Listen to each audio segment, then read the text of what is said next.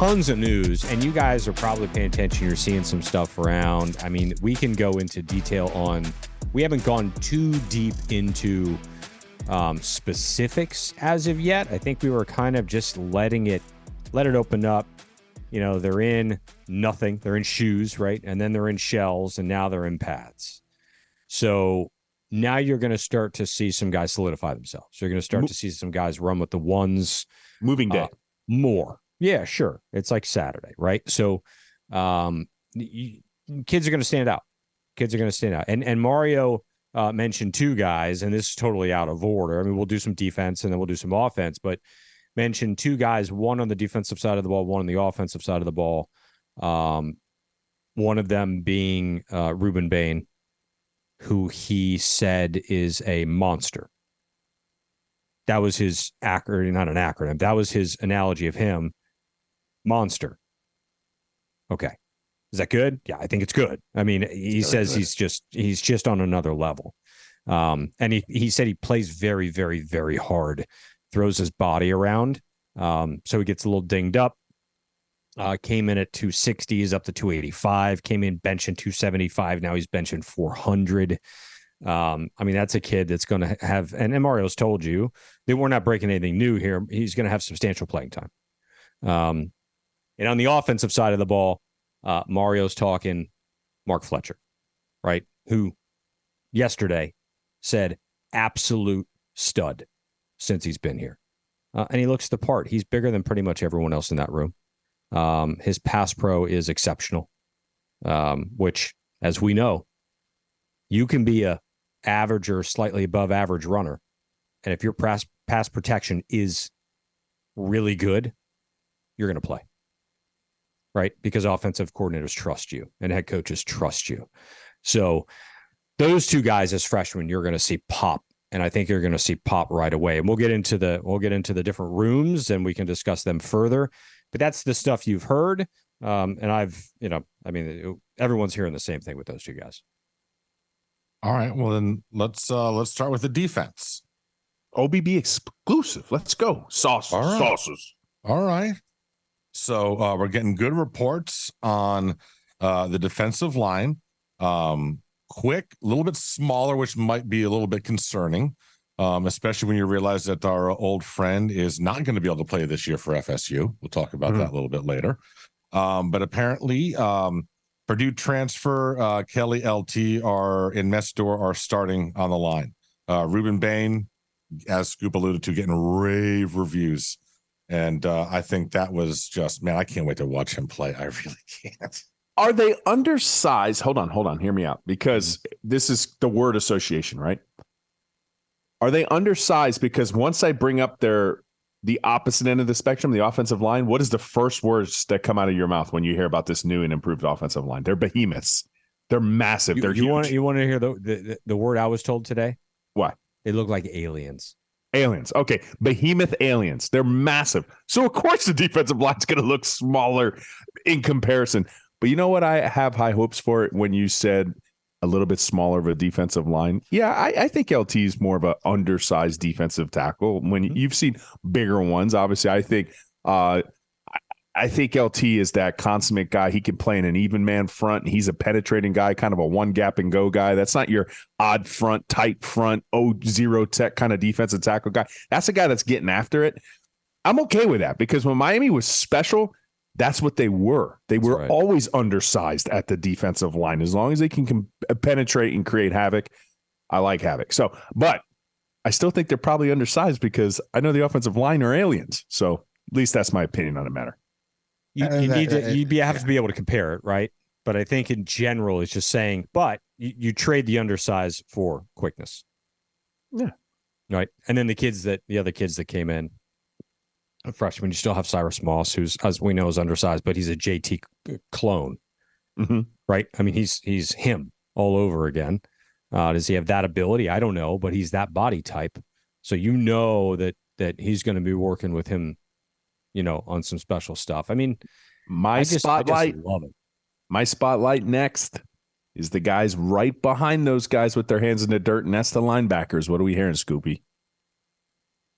So, Mario told you too, and he said they're going from probably the least deep room on the team to potentially being the deepest room on the team in one season, right? So you have one flip, and now all of a sudden, and it's because the freshmen that have come in are right on the heels of these dudes that have been here.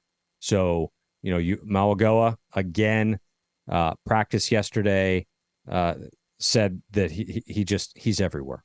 He's so much better than. Well, I think he's the guy. I mean, and you bring up the young kids chasing the guys that were here like Flag and stuff, but I think the fact that we brought in an actual stud ready to be a stud right now has been huge for that room. Massive. Well, that goes back to the depth, right? So that one guy changes everything. Changes everything because you can move people around different positions, right? So if you had a guy at Mike that's, say, Flag's been moved somewhere else because he was the second best guy, not saying he is, I'm just saying you have the ability to move pieces. So Malagoa being that good, better than anyone really thought he was going to be. And then you have Contra Smith, who's there and experienced and very, very good. You still have Chase Smith, who's long, lanky, super freakish athletically. Then you have Flag, who has the experience, but you have these dudes behind him, and then Wesley too, right? So Wesley came on as the guy, the next guy, and then you got to look out for freshmen by the name of Popo, right? Raul Aguirre. I mean, he's headhunter. I saw film. Rowan, I've actually seen film of him back in the day when he was a kid, right? Monster, and played against Fletcher a lot back in the day on some younger teams, some travel teams. And he's that guy, right? Popo's that guy. He's instinctual. Remember everyone said Flag, he's so good because he's so instinctive. He has these instincts that he gets the extra step and blah, blah, blah, blah. Popo's that guy. But Popo, fast. And he's a thumper. Hits like a truck. So they asked Wesley and they asked Malagoa, who's flashing for you? They both said him. Wesley, I don't even think knew his name. He just called him Popo. I think he tried to say his name and had no idea what his name was. He says, that dude's Popo. And all of that, too, because you're going to have sub packages in the way football works, especially against teams that are trying to front load you with like wide receivers. And the thing that excites me, if a Malagoa can come in there, secure the mic spot, he's rangy. He can go everywhere. Wes, he's got some range. And then remember, we haven't mentioned him in the linebacker kind of mix, but James Williams is going to come back down into the box as well. So immediately you got James, you got a Malagoa in the middle, and then you got like Chase. Pick your pick, I think you get faster in that second level. And that's what I always felt on tape watching the students of the game. Like Miami would get decimated in that middle level at times because they would isolate us. And I'm happy. I'm happy to hear that we went from what we did last year to this year because it's important. The defense is going to go, to me, the defense hasn't been what we expect, but we haven't had the linebacker play to match. So let's go. Corners. What are we hearing? Well, I'll tell you that what I said when he came in, when we got the kid from Vandy, I said, watch, he could be the best cornerback on the roster right now.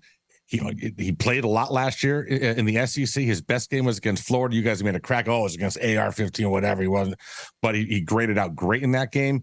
Like he's lanky. He is a cornerback. And I just think that we're lucky we got 3 years left with him. I'm excited. Apparently he is showing out right now. You got the Brown brothers too, as well. Mm-hmm. I mean, they definitely brought in some depth at this position too, which we knew we needed. We needed it at linebacker. We needed it at corner. Kudos to Mario. I mean, because, we watch it as fans, but slightly educated. Slightly, ever so slightly. But we can see, we have eyes, and we were like, oh, we need to get upgraded at certain positions. So if we can upgrade at those two, we know safety is pretty much going to be taken care of with a special dude in the back. But I'm happy to hear. Let's go. I mean, listen, Yeah, you look at all everything on the defense. Sorry, everything on the defensive line. I mean, you're starting to see where, and obviously you don't want anything to happen, but if there is an injury here or there, it looks like you kind of have some cover for the first time in you know. Yeah, because if you lost Tyreek last year, Oh. for the most part, you didn't sleep at night. You didn't sleep at night because at that point you're moving DJ Ivy to 1. It's like who's at 2? I mean, if you had lost Tyreek like early, like imagine you lost Tyreek before the MTSU game. Imagine how bad that game would have been. Hey, credit to DJ Ivy because apparently he's showing out. DJ Ivy's showing out with the Brown or Cincinnati. The Bengals had 2 interceptions. Of course that happens. But good for him. Look, the depth at corner is the depth and the competition at corner is much better than it has been in years, right? You brought our boy in from Vandy. You brought Jaden Davis in from Oklahoma, who's probably going to end up being your number 1 nickel guy. Super fast, super smart, really smart kid, and super aggressive. So I think and you got TC, who's also going to be moved into nickel quite a bit more, I think, than on the outside. I think the outside is being fought for by the guy from Vandy. You got the Brown brothers, obviously. The DP2. DP2, yeah. I mean, I've heard he's running 2s and 3s. I mean, look, I think I saw him at the spring game and look good, to be honest with you. So that's the thing. If he can look good and he's running 2s or 3s, and you've got the Browns in front. Now, the younger Brown, I'm not sure how much he's going to play, although I will say that yesterday, both the starting corners were the Brown brothers. So pretty cool. I mean, for them, first of all, that's really awesome, right? For them to transfer back from UCF, finally get a kid from Heritage. Holy shit. Light something on fire. It's amazing.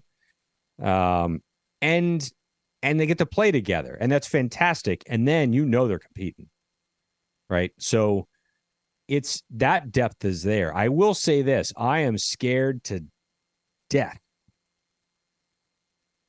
Bad, frightened. I'm frightened that if we have an injury at the safety position, I can't say that the depth is there for that. And we talked about this. It was a blessing and a curse. We have another All-American. His name is in the rafters, but he scared everybody out. He scared everybody out of the building. I know. Like so many safeties just up and went like a fart in the wind. What say you, Fuzzy Britches? Like they just left. I mean, he told them to get out. He's like, if you don't want to play, get out. And they got out. Yeah. So, yeah, I've felt this way too. I mean, the one injury we can't afford, just no way, is Cam. We have to keep Cam healthy at all costs. I mean, it's an All-American. You can't lose your All-American. No, you cannot. No, 100%. So then it goes back to the D-line, and I am really, really excited they're going to wreak havoc and give our secondary a little bit more time.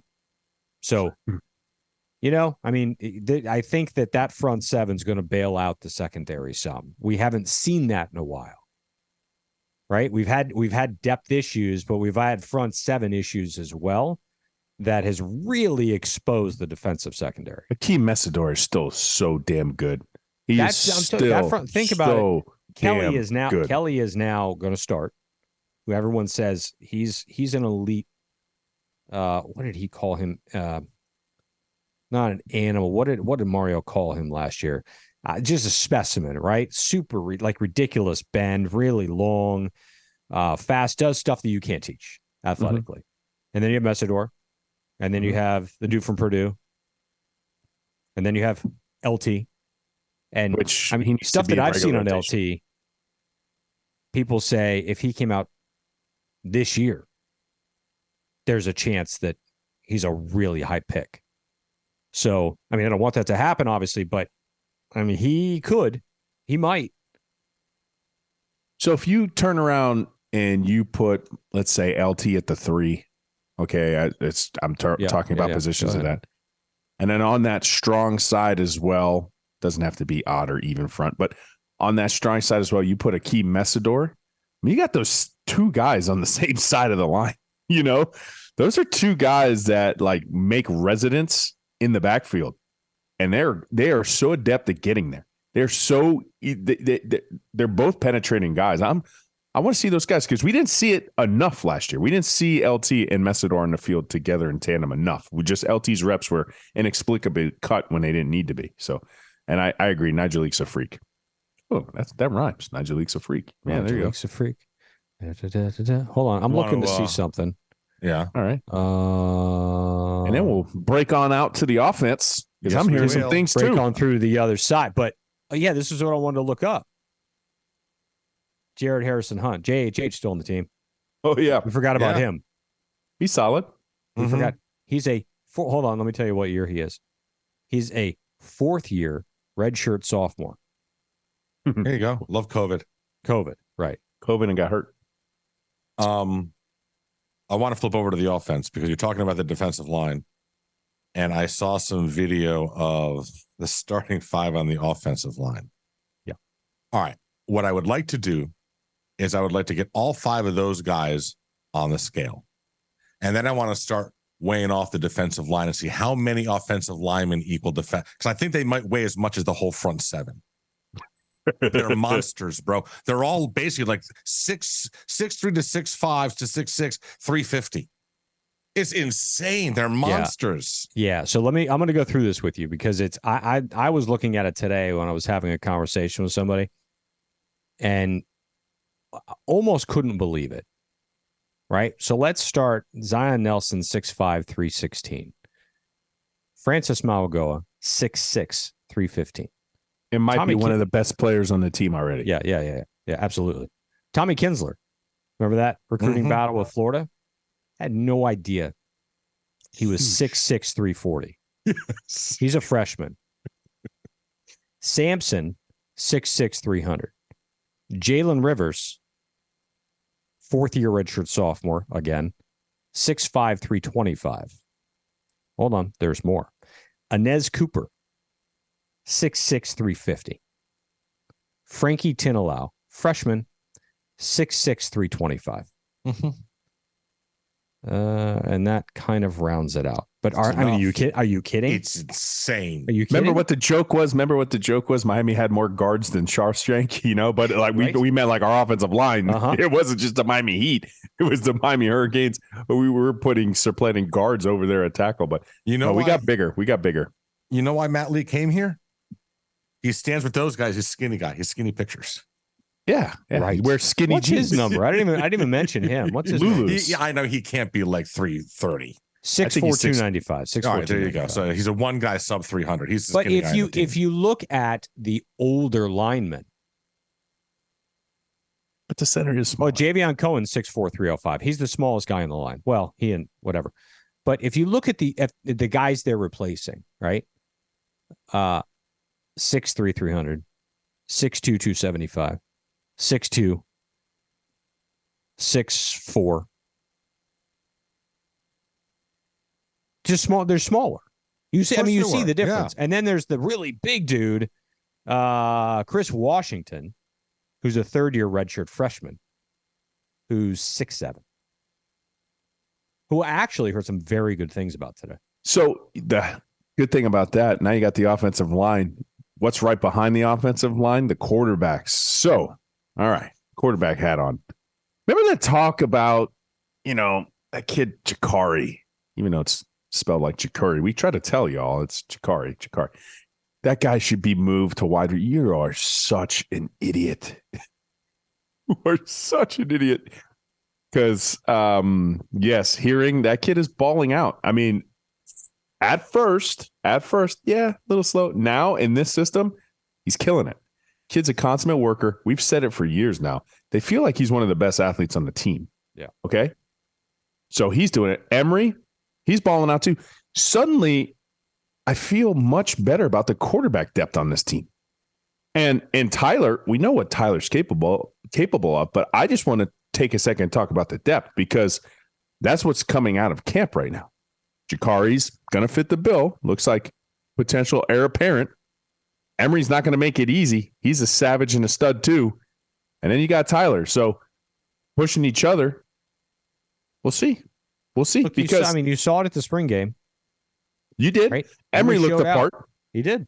Emery looked the part. Jakari was a little shaky in that game. Let's just be honest. But we always knew regardless of who, well, we know who's going to start, but regardless, Jakari's going to have some sub packages. You have to. It's just smart football. You want other teams to prepare for what Jakari brings on the table, which is a little bit different than what everybody else brings on the table, right? Josh Gaddison is infinite stupidity, right? He was smart. Too. Nah, whatever. Keep that in. Keep that in. That's just me being me. And his infinite stupidity, he was smart enough to realize Jakari needed some packages, right? Packages. He needed some packages. So I have a feeling you're still going to see him, especially in the red zone, along the goal line, using his ability to run the ball too. It's just a smart move. They do it in the NFL too. It's not a knock on Tyler. It's not a slight at all. But you got somebody with a different skill set that defensive coordinators prepare for. So, boys, I'm here to tell you, feel a little bit better about that quarterback room. Yeah, much better than when camp started. No, totally. And I think I told you guys this. After the spring game, I was down chatting with some guys and saw Jakari, chat with him for a little bit, and I hadn't seen him in a little while. And remember the first time we saw him when he showed up to the event, and we were like, "Damn, this kid's tall!" Like, had no idea he was that tall. Him and Skinner, yeah, and Cyrus. Now Cyrus has the hair, but he's still tall. I saw him at the spring game and was like, "Holy bleep!" Like, that dude is a monster. Like, so yeah, he's an athletic freak. So he is one of the best athletes on the team for that many, many, many, many times. And now he's getting comfortable in a system that fits him. Yes. His accuracy is much better. His deep ball is much better. He's confident. Look, you need that. You need that depth in that room in particular. We saw it last year. Tyler got hurt. It sucked. He got hurt, and there was nobody ready to take over for him. As much as you guys wanted there to be, there wasn't. And we were in dog shit sled from then on out. One thing about Tyler that he did praise his wide receivers, it was nice to hear. He's like, it was the strongest group. It's the strongest group since, I think he wanted to say, since I've been here. And I'm kind of paraphrasing him, but he's happy about that wide receiver room. And that's something we needed to correct, right? We needed to correct. We know Colby, he's going to be a dude out there. You got Ray, special freshman. You know what X does. They have like just superb chemistry between those two. I think George, silky smooth. That dude's going to factor a little bit. Got some ballers. Got some guys that are Tyler fast. Harrell now from Bama. And Tyler's your guy that, you don't have to target him much, but once he's on the field, go route. Stick to the high numbers in the route tree. Yeah, stick to the high numbers. Give me a 7, give me an 8, give me a 9, bro. Yeah. You live in the higher echelon of the route tree. Give me those numbers, stretch the field, blow the top, make things easy, right? For everybody else underneath. He had a 60-yard touchdown yesterday from Jakari. Yep. Yeah. Bang. So, yeah, I mean, that room is we needed those two guys, right? We needed Harrell and the other JUCO. We needed them. We needed them for depth, and hopefully they play. I mean, I think because you brought him in because big. What's that? I think Jacoby's going to have a really good year. I think he's going to solidify himself as number 2 behind Colby. I really do. I really do. I think if it started tomorrow, the season started tomorrow, you would. I mean, you know who it is, right? It's Colby, Jacoby, and then X on the inside. But you cannot and will not be able to ignore Ray. Oh God, no! And his special abilities, like I was told that you watch everybody do everything, and guys are really, really crisp and really, really good, and then you see Ray do the same thing, and it's just different. It's just different. You're looking at him, and it's different, and he's a smart kid, straight A student, hardest worker in the room. And we've said X has been the hardest worker for years now. I think Mario said yesterday, whatever it was, that Ray's the hardest worker in the room. And that's tough to do. It's tough to beat out X because we know how his dedication reigns. But Ray always be on the jugs, always be watching film. You need that. We haven't that dude's been on campus for 6 days. More than that, he played in the spring, but you know what I'm saying? So that's the kind of stuff you need. You forget that leadership from freshmen. I will also say somebody told me they were watching guys out there making plays. They didn't know who they were. Who's that? Who's that? He's a freshman. Who's that? He's a freshman. Who's that? He's a freshman. That's a good sign. Well, listen. If Manny was still here, it would be great. Looking forward to seeing all those guys in 3 years. Yeah, absolutely. Or they would hit the track. October of 2027. They wouldn't be seeing the field for us. That's for damn sure. Too young to play. Too young. Oh my, that was so you got tragic. No experience. Too young. True freshman can't play. Tight ends, I think we're going to be fine. I think Arroyo coming back really helps. Remember, he was going to be that dude too, alongside Will Mallory. Unfortunately, he got injured. I think we're going to be good there. Jaleel, if I was the offensive coordinator, you know what I'm going to do, especially with certain packages. I'm going to flex that dude out. He's a monster. He's a monster. He could come in line and block too. You could put him kind of flex around, H-back kind of a role too. He's more of a chippy guy, but yeah, he's a chip guy, but multiplicative like Swiss Army knife, man. I like it. I like it a lot. I like what he's able to, and he's got length, man. And that's the thing too. Inside the red zone, it's not even hard. I mean, if you're having trouble, just jump ball it. Put in Jaleel. Put in Arroyo. Colby. Just have like the jump package, just like the Harlem Globetrotter package. Just guys, we're gonna just fly a Phi Slamma Jamma. This is all the references you need. Let's just go up and play, man. You're Let's not just go allowed play above on the field if you're under 6'5". Listen, Yeah. anyone. There's no running back in that package. If it's first and goal and you're calling a pass play, those three better be on the goddamn field. All three of them. Mm-hmm.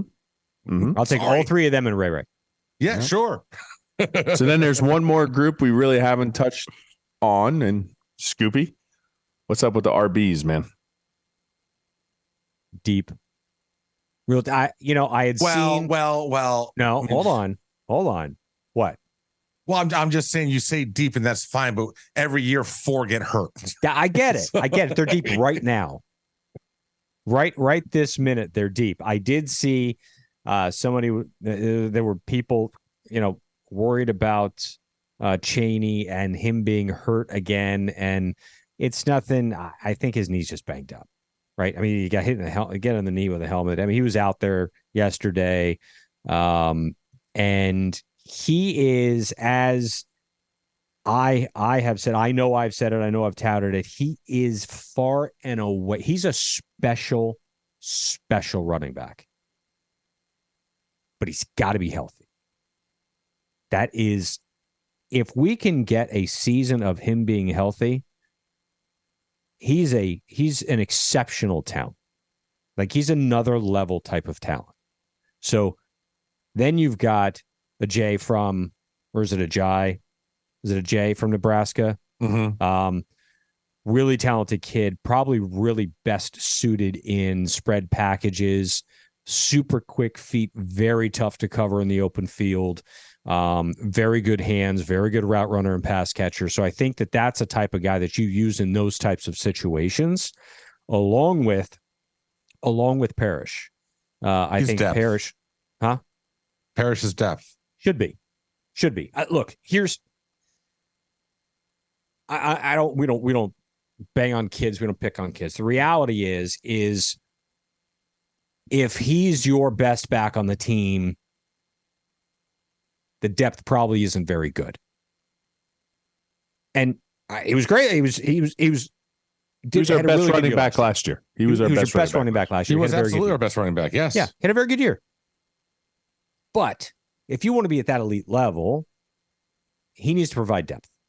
But he can also be, in this system, he can be much more package based, very much like a Jai. I think they're very, very similar ball players. And then you have Mark Fletcher, who, as Mario says, absolute stud, the biggest dude in the room. Looks like he's a man-child. Just got on campus. He wasn't here in the spring. Just showed up. Exceptional. Very good pass pro, right? Understands the systems, understands where he needs to be when he needs to be there. to be able to help. We saw last year running backs running all over the place, had no idea how to help anything coming in for the defensive side of the ball. Either they were taught that, or you're just allowing it to happen. Right? I can think of the goal line nonsense that I dealt with. Oh my God. So you think back to that. So he should be your RB2. I think by at least the second or third game of the season, I think you're going to see Fletcher a lot. And it's because it's not that he's not a really good running back. He's a very good runner of the football. He's a very good pass catcher. The fact that he knows where to be and when to be there in pass protection kicks you up a notch right up to the top. And before we wrap this up, tons. Something just to kind of tie up a loose end from last year, running backs being able to pass protect is huge. We've talked about this, especially young guys. They're going to have to be able to do that, because if you can't keep your quarterback upright, which was our key of the year, keeping Tyler upright, it's not going to happen. But again, system. If you're spreading it out a little bit more, you're not in those condensed sets. The running backs have an easier job too, because they have a lot easier job to identify. Oh, look at this. Look at this. Oh, you got a little, the puppy is here. Oh boy. Oh, the head keeps getting blacked out. The green screen. All right. So listen, so the other thing is with the running backs, unlike years past, if there is an issue with injuries, if everything goes according to plan, there will be a decent midseason reinforcement coming in, hopefully in Citizen. So I know that he's thinking that he's going to be able to see the field this year, second half of the season. So hopefully that comes to fruition as well. That is just a damn cute dog, Scoop.